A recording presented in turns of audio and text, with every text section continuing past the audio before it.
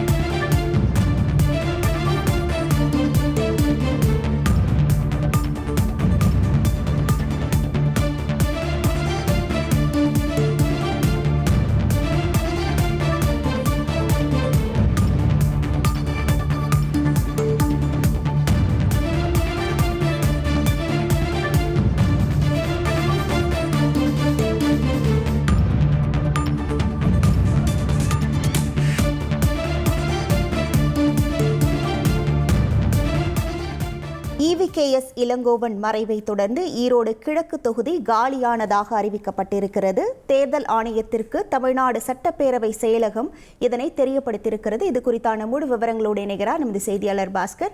வணக்கம் பாஸ்கர். தற்போது ஈரோடு கிழக்கு தொகுதிக்கு எப்போது இடைத்தேர்தலை எதிர்பார்க்கலாம்? முழு விவரங்கள். ஈரோடு கிழக்கு சட்டமன்ற உறுப்பினராக இருந்த EVKS இளங்கோவன் மறைவை அடுத்து தொகுதி காலியாக உள்ளதாக சட்டப்பேரவை செயலகம் தேர்தல் தெரியப்படுத்தியிருக்கிறது.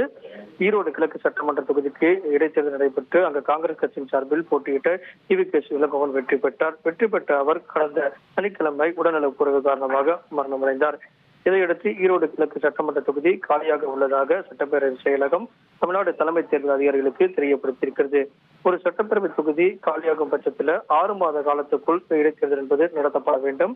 அந்த வகையில பார்க்கும்போது டெல்லியில ஜனவரி அல்லது பிப்ரவரி மாதம் சட்டமன்ற தேர்தல் நடத்தப்படும். அப்போது இந்த தொகுதிக்கான இடைத்தேர்தல் தொடர்பான அறிவிப்பை தேர்தல் ஆணையம் முன்கூட்டியே வெளியிட்டு அப்போது இந்த இடைத்தேர்தல் நடத்துவதற்குண்டான நடைமுறையை தேர்தல் ஆணையம் தொடங்கும்.